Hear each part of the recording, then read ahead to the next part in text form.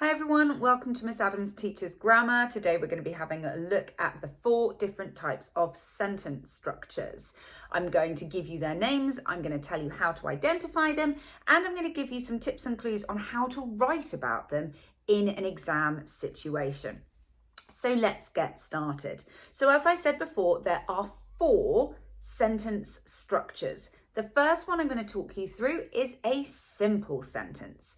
A simple sentence is made out of one clause. You might want to call it a main clause, you might want to call it an independent clause.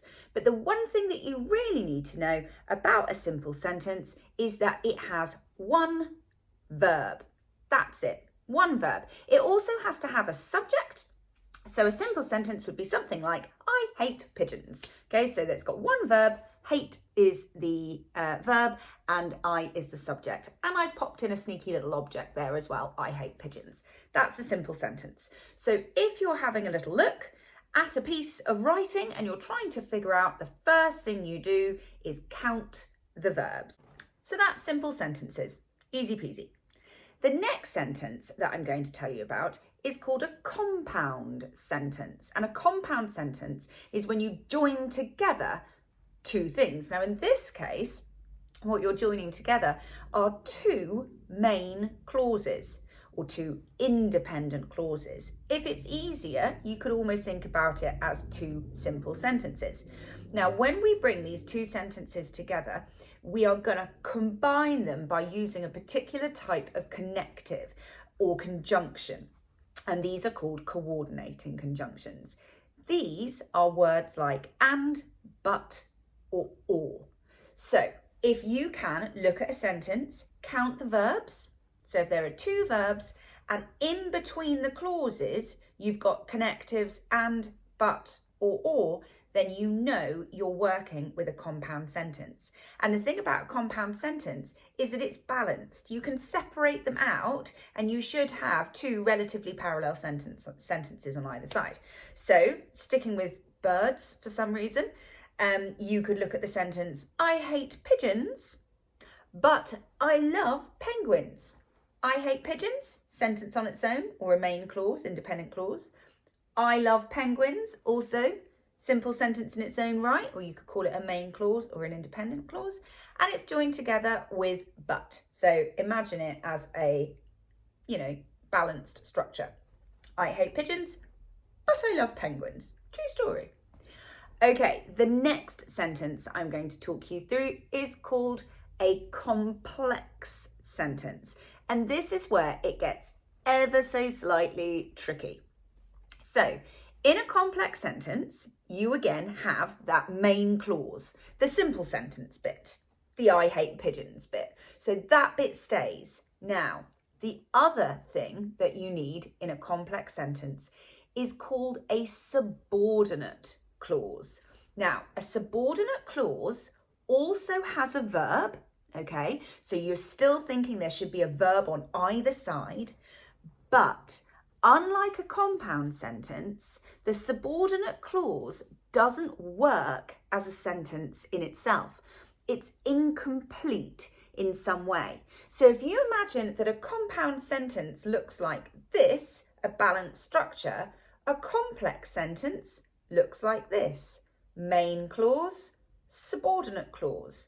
You can also swap them around. Have the subordinate clause at the beginning, the main clause at the end. I call this the complex sentence in-betweener stance. It will help you remember it. So the next question is, of course, well, what the heckety heck is a subordinate clause? How do we make them?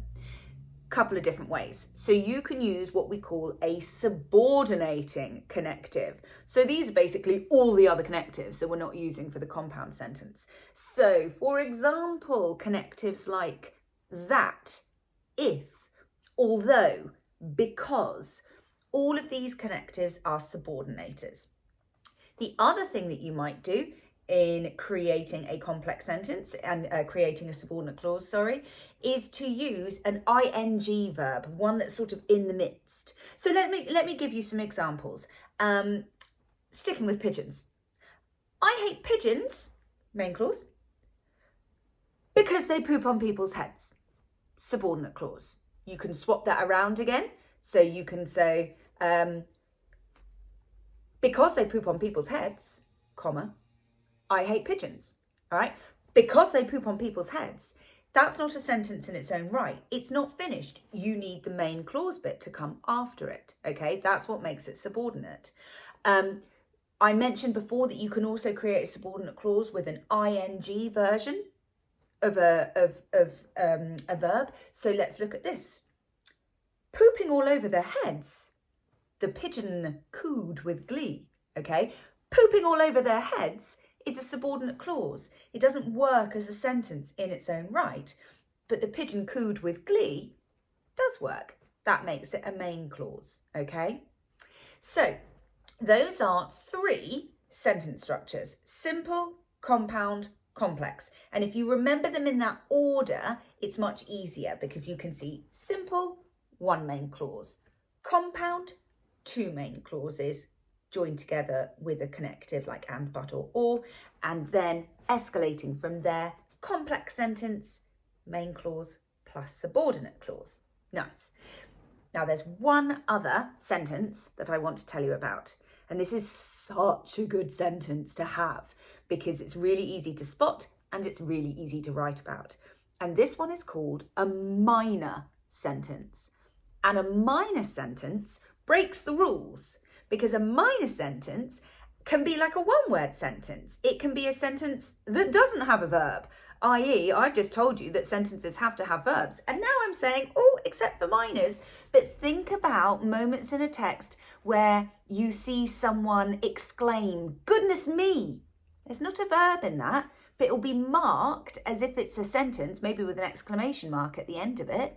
Okay, so that has to be called something as well. We call those minor sentences.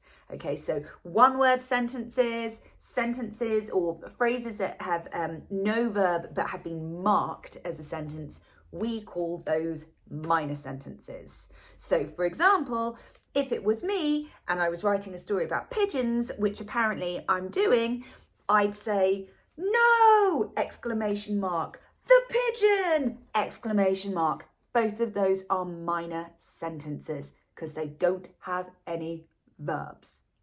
Easy. Okay, last thing I'm going to say to you before I go is this. We can label them, yeah? We can identify them. We've worked out how to do that, yeah? But how do we write about them?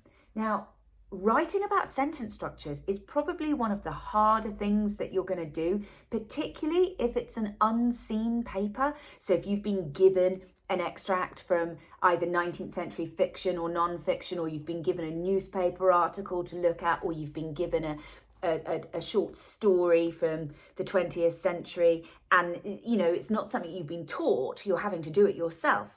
Okay, so here's the deal. You only ever talk about sentence structure if you can figure out why that sentence structure has been used. If it's a minor sentence, particularly if it's got like an exclamation point, you might say something like, the short minor sentence demonstrates his shock, demonstrates the person's horror, demonstrates the person's joy, because normally if it's a minor sentence, it's going to come attached with some sort of emotion. You also might make reference to sentence variation. So you might notice that someone has used lots of long, complex sentences to create a very vivid description, followed by a very short, simple sentence to create drama and tension, okay? The one thing that you are not allowed to say ever is he uses long sentences to make it flow. That is banished. It is forbidden because it doesn't mean anything. So you write about sentence structure when you can identify the effect. For example, the long complex sentence is effective in demonstrating how confused the narrator is because he's having lots of different thoughts in one big long sentence. That's the kind of thing we're looking for.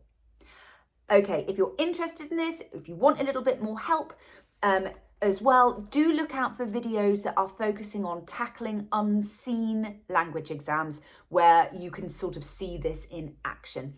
Do make sure that you've subscribed to my channel so you know what kind of videos are coming up. Have a little look at my playlist as well so you can see what we've got up there that will help you with both your language and your literature GCSE.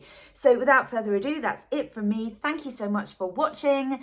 Happy writing, happy revising, happy grammar. Is there such a thing? See you later.